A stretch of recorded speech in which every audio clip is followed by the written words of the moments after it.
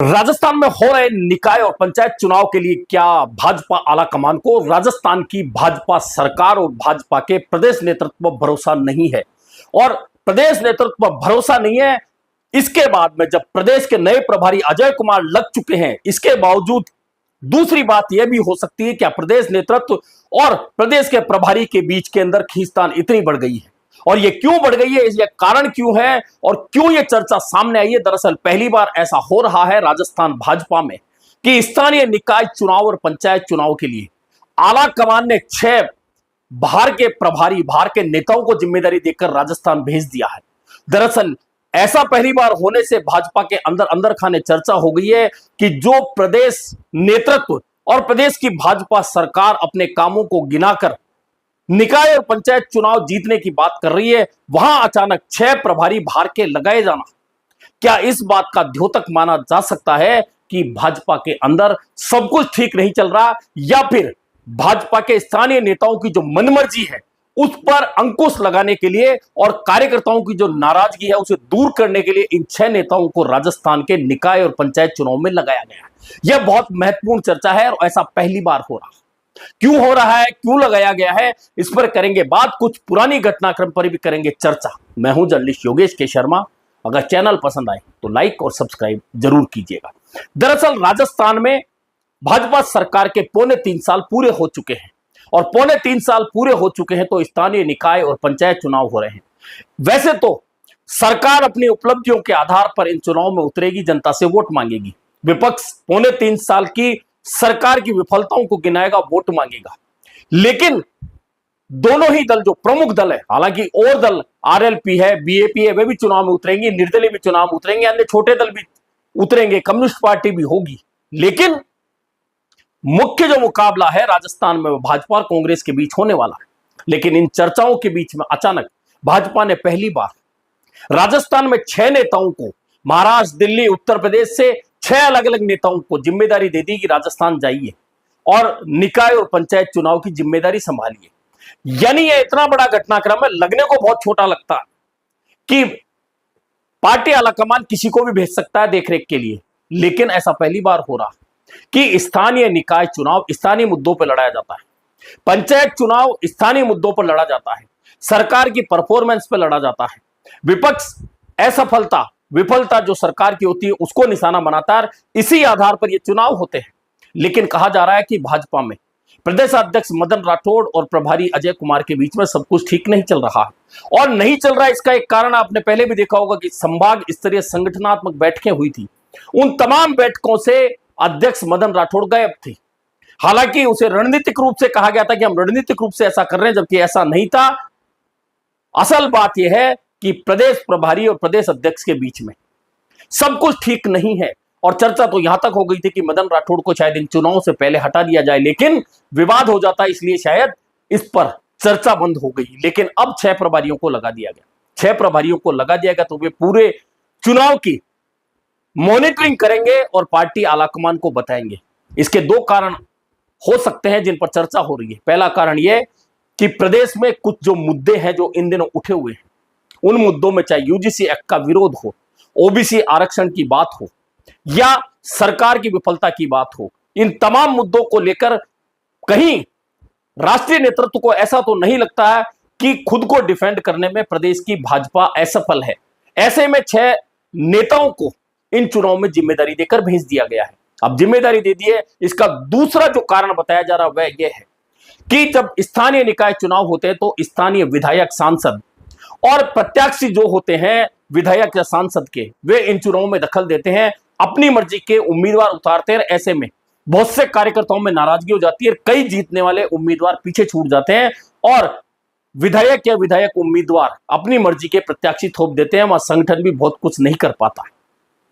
ऐसे में इस मनमानी को रोकने के लिए इन 6 नेताओं को लगाया गया। अब क्या सही है क्या नहीं है, लेकिन भाजपा के अंदर खाने चर्चाएं बहुत शुरू हो गई है और चर्चाएं शुरू हो गई है तो बाकी मुद्दे पीछे छूट जाते हैं और इन मुद्दों पर ज्यादा चर्चा हो गई है।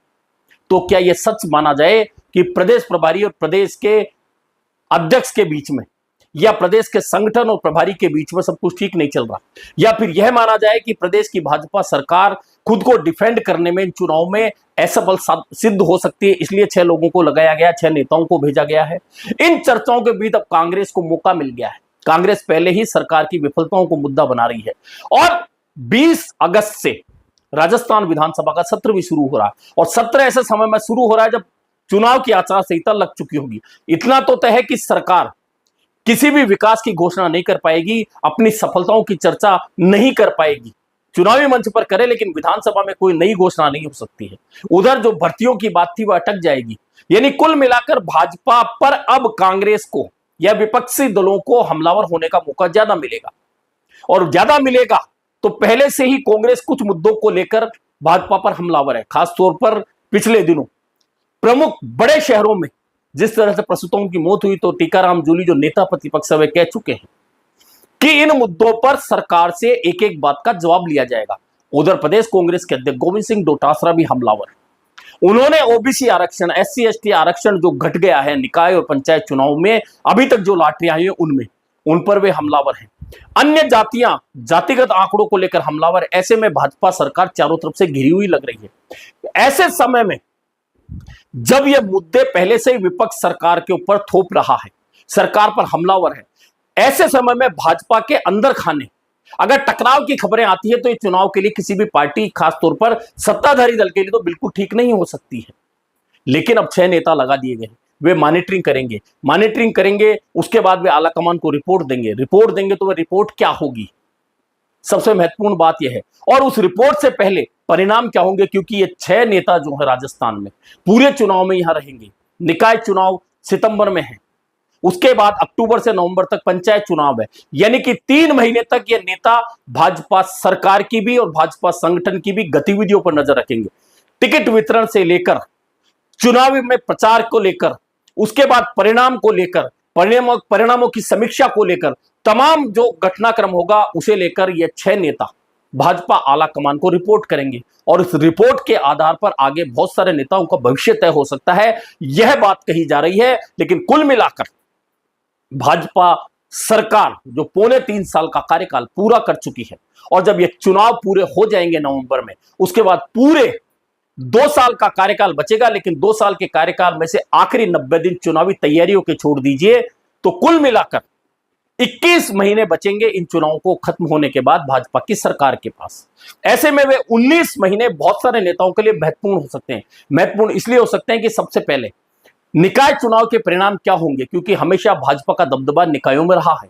पंचायतों में कांग्रेस से कड़ी टक्कर मिली है, सरकार होने के बावजूद कांग्रेस ग्रामीण क्षेत्रों में अपना दबदबा हमेशा कायम करती रही है। ऐसे में जो परिणाम आने वाले हैं, क्योंकि अब हमेशा जो राजस्थान में निकाय चुनाव होते हैं या पंचायत चुनाव होते हैं वे सरकार बनने के 1 साल 1.5 साल के भीतर हो जाते हैं। ऐसे में सरकार का पलड़ा हमेशा भारी होता है, क्योंकि जनता यह सोचती है कि सरकार के साथ चले, सरकार के प्रतिनिधियों को वोट करें और इस आधार पर सरकार के साथ में अधिकांश निकायें चली जाती है। लेकिन अब चूंकि कार्यकाल कम बचेगा, 2 साल से भी कम बचेगा, एक वह रहेगा, दूसरा सरकार की विफलताएं जो बार बार विपक्ष हमलावर हो रहा है और कुछ घटनाक्रम ऐसे भी जिनमें कानून व्यवस्था की बात है, स्वास्थ्य सेवाओं की बात है, कुछ ऐसे मुद्दे जो आरक्षण के लेकर हैं, कुछ नौकरी को लेकर हैं, सरकारी कर्मचारियों की नाराजगी को लेकर है। ये मुद्दे पहले से ही मुंह उठाए हुए हैं। अब जैन जी का मुद्दा लगातार छाया हुआ है और छात्र संघ चुनाव का मुद्दा है जिस पर खुद भाजपा का संगठन एबीवीपी हमलावर है और एक दिन पूरे राजस्थान में आंदोलन भी कर चुका है। यानी कि इतने मुद्दों से घिरे रहने के बावजूद अगर भाजपा सरकार और भाजपा संगठन पर नजर रखने के लिए 6 नेताओं को दिल्ली राजस्थान भेज चुकी है, राजस्थान भेजने का निर्देश कर दिया है, तो निश्चित मान के चलिए भाजपा को अपनी आंतरिक कमजोरियों से भी लड़ना होगा, विपक्ष के हमलों से भी लड़ना होगा। और इतना करने के बावजूद अगर भाजपा इन चुनाव में अच्छा परिणाम लाने में सफल रही तो फिर 2028 में उसे राहत मिल सकती है। लेकिन अगर परिणाम गड़बड़ हुए और उस आधार पर इन 6 नेताओं की रिपोर्ट जो आला कमान को जानी है, जिन्हें मॉनिटरिंग करने भेजा गया है, तो निश्चित मानिए बहुत सारे नेताओं का भविष्य इन 6 नेताओं के हाथ से लिखा जाएगा और उस भविष्य में क्या लिखा जाएगा यह चुनाव परिणाम ही तय करने वाले हैं। अभी के लिए इतना ही, फिर मिलेंगे नए मुद्दे पर चर्चा के साथ।